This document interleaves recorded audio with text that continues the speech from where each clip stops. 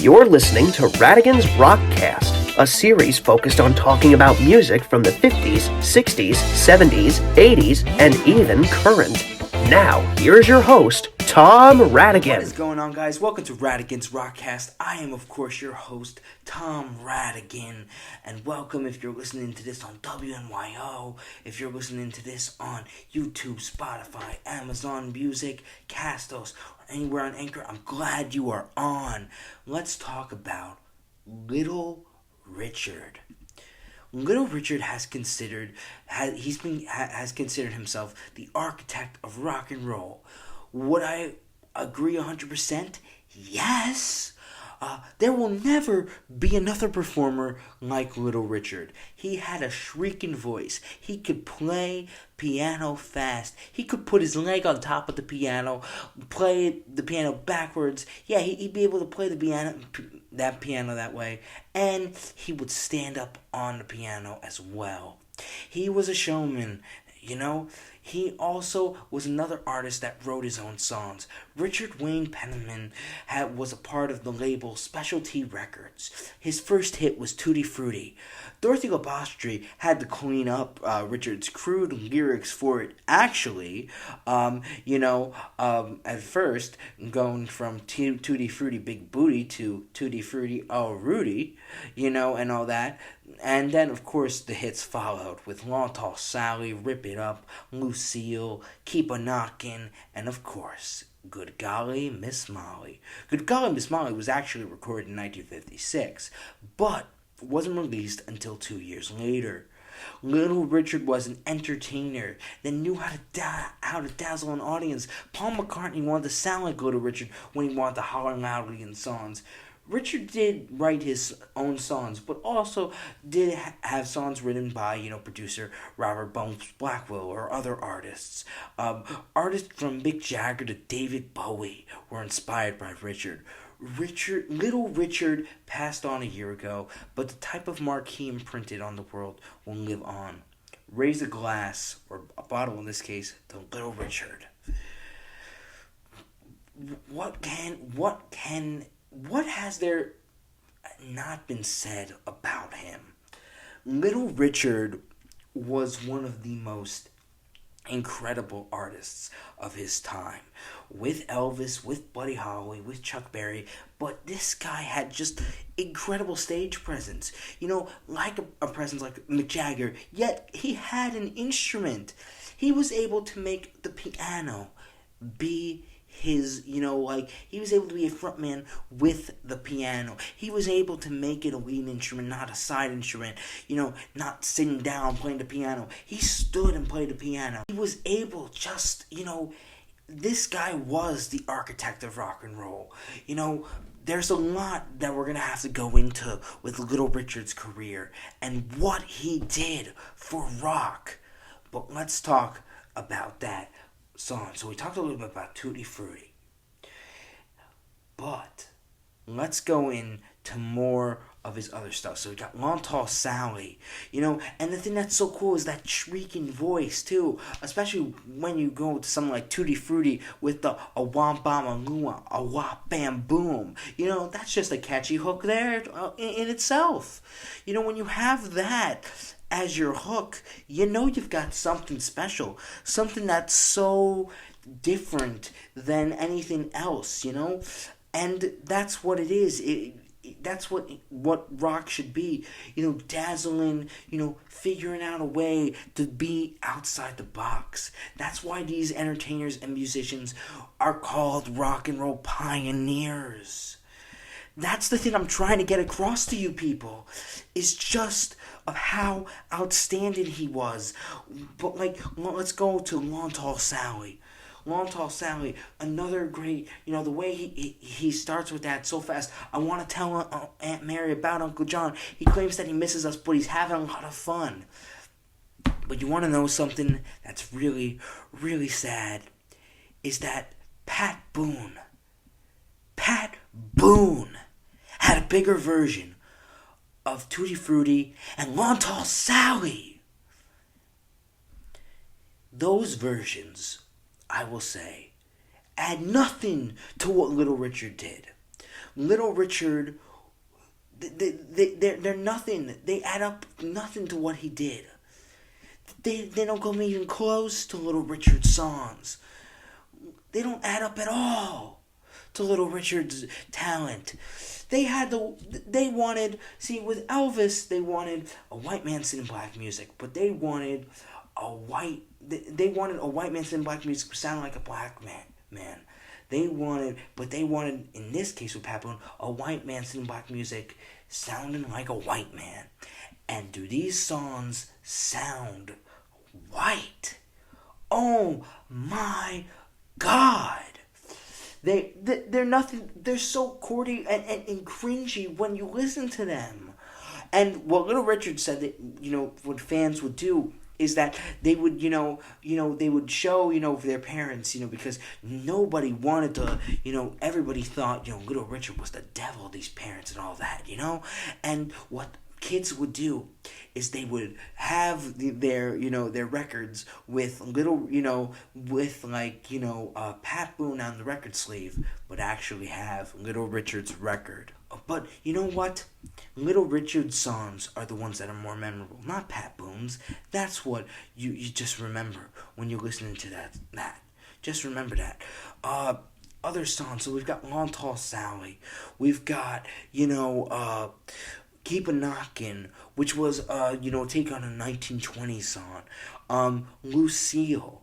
But a song that I've always loved of his, of course, there was Slippin' and a Slidin'. Oh, Slippin' and a Slidin's a great one. That was the B-side of Long Tall Sally. And just, great lyrics, Slippin' and Slidin', and Peepin' and a Hidin'. Been told a long time ago, I've been told that I ain't gonna be your fool no more. And the piano... And the piano intro of it too is like and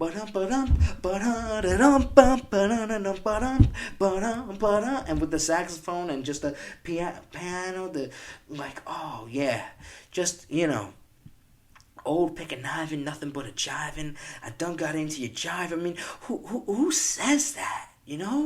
Just wow. Just wow. That's what I say with Little Richard is wow, okay?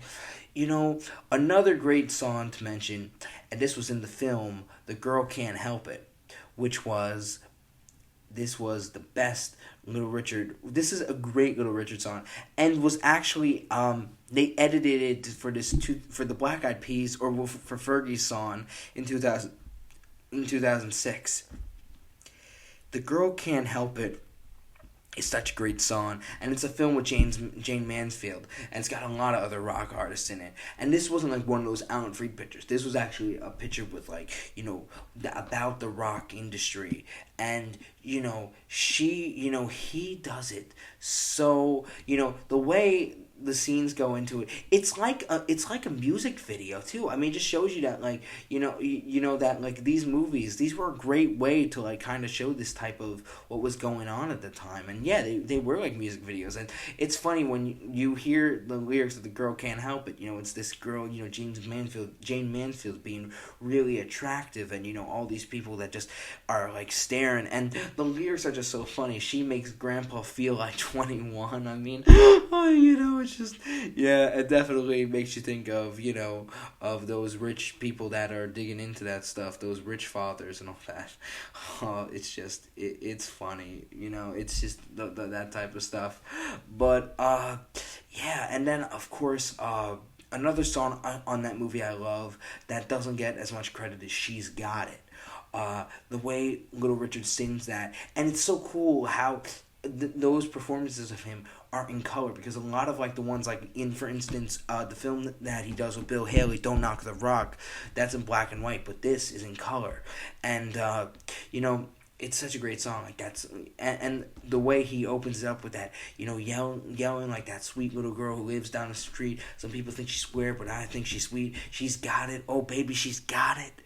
The way he just sings that loud, big blue eyes, long black hair, and then just going into that lower big cheese and oh, where she's got it. Oh my God.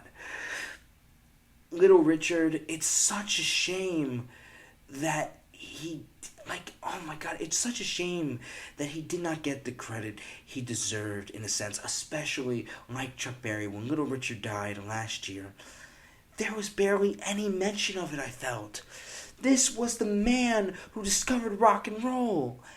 And all these people, none of the late night shows had any tribute to him. I actually had a tribute on a live stream I did that day. Because how could I not talk about it? This was a guy who, thinking about Chuck Berry's death was an end of an era. This was really an end of an era for me. This was realizing that all the great rock and rollers that were here, even 10 years ago, that were still around, like Fats Domino, Chuck Berry, Little Richard, and all that stuff. Jerry Lewis, well, thank God we still have him. But, they're still around. Now they're all up there. And they're in that great beyond. The place that was so tragic because it was losing people and the deaths of rock musicians. Now, that place is wonderful and so magical. Just think of that now. When you think of it sad that he's gone. Just think of how magical that wherever they are, of how beautiful that place is with that music. With Elvis, Buddy Holly, Chuck Berry, Little Richard. The great band in the sky. Oh, yeah. Yeah. And the way, let's talk about Little Richard's piano playing, of how he goes from, going on the foot, playing the piano, while he's, playing it, he putting his foot up on the piano and still playing it. The way he does it, oh my God, he makes it look so easy. And having songs, Good Golly, Miss Molly, and all that. Like Little Richard, an interesting fact, did songs on Sesame Street and did the Magic School Bus song. This guy was able to do, later on, the rock and roll. Little Richard was on little kid shows and wrote for a little kid song. He had a theme song for a little kid show. It just shows you how incredible, and that you don't need to have a big ego to be a big star. Little Richard, wherever you are, I love you, man. I love your music that you've given. These entertainers that you think of, like Mick Jagger, David Bowie, they really wouldn't have been a performer without Little Richard, or even Prince. The best tribute I saw of Little Richard this year, and I gotta say, the one thing that was interesting was, even though I do feel like Little Richard didn't have the best, memory when he died, or the best tributes, the one that really did stick out was Bruno Mars's Grammy performance in 2021 of Tutti Frutti and Long Tall Sally. He was able to go to the roots of how great of a performer Little Richard was. Also, too, with the makeup and all that. Oh, and an interesting fact to know about Little Richard, to show you how much of an interesting guy he was. In the 19 interesting things that he did, interesting guy. And now let's get on with it before I go into more of a preamble. So, in the 60s, in the late 50s, Little Richard had, went on this religious kick and, did this, we're doing religious songs and we're, gospel stuff like Milky White Way and Peace in the Valley. But in 64, he made a comeback with his music and all that. Doing a song like Bam Lamma Lou, but doing a lot of covers, like Whole Lot of Shaking Going On, Hound Dog. And who did he team up with? Just a little guy named Jimi Hendrix. Do you know who that is? I do. One of the greatest guitarists ever. Little Richard discovered Jimi Hendrix, and he said when he got him, he was already a star. He already had that quality in him. Little Richard, wherever you are, man, I appreciate what you did to rock and roll music. We are indebted to you. If you haven't listened to Little Richard's music, I urge you now to get out your phones, listen to Tutti Frutti, Long Tall Sally, or watch a performance on his films Don't Knock the Rock, Girl Can't Help It, or Mr. Rock and Roll. Rest in peace, Little Richard. Rest in peace.